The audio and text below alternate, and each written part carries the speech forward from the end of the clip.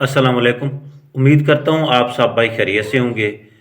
दोस्तों, आज की वीडियो में मैं एक तो आप लोगों को बताऊंगा कि तीतर का जोड़ा अगर नहीं लग रहा तो आपको क्या करना चाहिए, और उसके बाद ब्रीडिंग सीज़न कब स्टार्ट होने वाला है उसके मुतलिक भी हम बात करेंगे। लेकिन सबसे पहले हम बात कर लेते हैं, अगर जो दोस्तों तीतर से ब्रीड लेना चाहते हैं उनके लिए ये वीडियो जो है ना वो बहुत ही इम्पॉर्टेंट होगी, तो आपने वीडियो को पूरा देखना है। दोस्तों, जब हम ब्रीड तीतर से जब भी हमने ब्रीड लेनी होती है तो हम हमारे लिए जो सबसे बड़ा पहला बड़ा इम्तिहान होता है ना वो ये होता है कि जोड़े का प्रॉपर तरीके से लगा हुआ होना।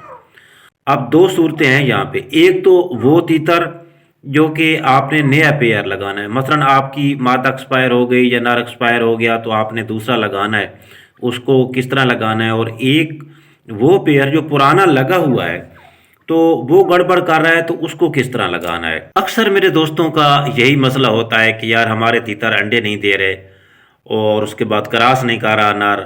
उसकी जो मेन चीज़ ये होती है वो होती है कि आपका जो पेयर है वो प्रॉपर तरीके से लगा हुआ होता ही नहीं है। तो अक्सर आजकल मेरे पेयर के साथ भी ये ऐसा मसला आ रहा है। अक्सर जो पुराने पेयर लगे हुए हैं उन पेयर में ये मसला आ रहा है कि नर जो है वो मादियों को मार रहे हैं। तो मैं ये आपको दिखाऊंगा।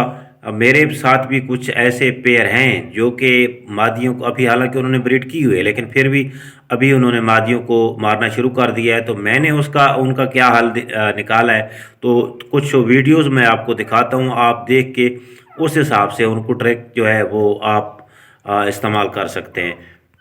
लेकिन अगर आपने नया पेयर लगाना है, मसलन आप जो पेयर लगाना चाहते हैं उन्होंने पहले कभी आपस में ब्रीड नहीं की हुई, तो उस पर मेरी वीडियो चैनल पे मौजूद है, तीतर का नया नया पेयर कैसे लगाएं या इस तरह की दो तीन वीडियो आपको मिल जाएंगी। वो आप जाके वो वीडियो देख लें। लेकिन हम यहाँ पे बात करेंगे जो पुराने पेयर लगे हुए हैं और गड़बड़ कर रहे हैं उसका हमने क्या हल निकालना है। तो कुछ वीडियोस की तरफ जाते हैं, मैं आपको दिखाता हूँ, आपको इंशाल्लाह इनसे बहुत ज़्यादा फ़ायदा होगा। अच्छा, सबसे पहले इस पेयर को चेक करें। इस पेयर की टांगों को देखें। दरमियान में ना कपड़े की रस्सी सी बना के इसको मैंने बांधा हुआ है। तो ये प्रॉपर लगा हुआ पेयर था और इस पेयर ने भी ब्रीड की थी। लेकिन अब जो है ना इसने मादा को मारना शुरू कर दिया है। जबकि दूसरा पेयर ये है, इसकी टांगों में भी आप रस्सी देखेंगे। एक तो ये डरते बहुत हैं यार। तो इसकी मादा जो है ये भी प्रॉपर पेयर लगा हुआ है।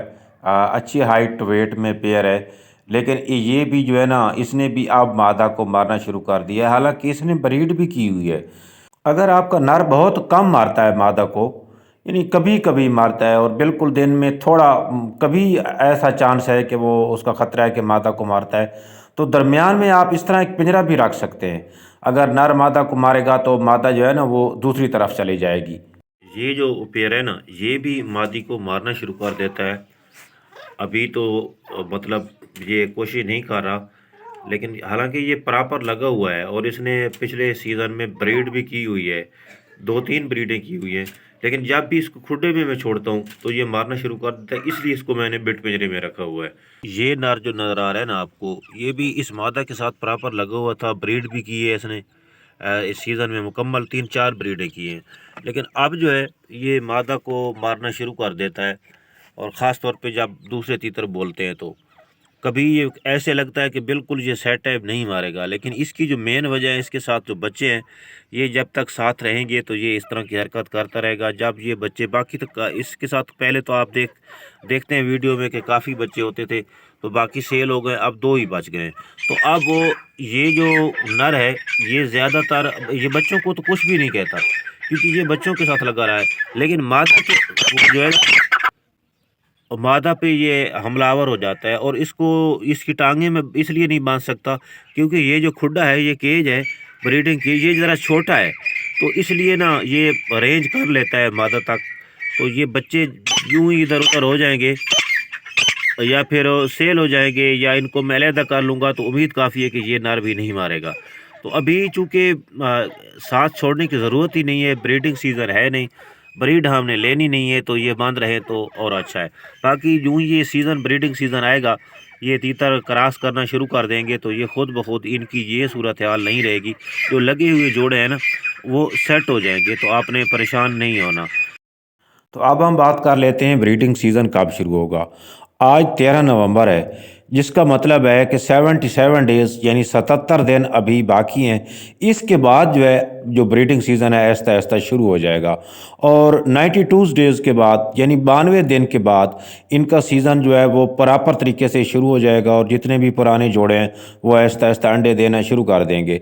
बाकी मार्च की एंड तक जो तकरीबन सारे जो जोड़े हैं वो अंडे देना शुरू कर देते हैं। मैं आप लोगों को इसके बारे में अपडेट करता रहूँगा और इसके तीतर के जितने भी मसाइल हैं उन पर भी हम बात करते रहेंगे। अगर आपने अभी तक मेरे चैनल को सब्सक्राइब नहीं किया तो आप इसको सब्सक्राइब करके ऑल नोटिफिकेशन को इनेबल कर दें ताकि तीतर के मुतालिक मैं जो भी वीडियो अपलोड करूँ उसका नोटिफिकेशन आप लोगों को मिलता रहे।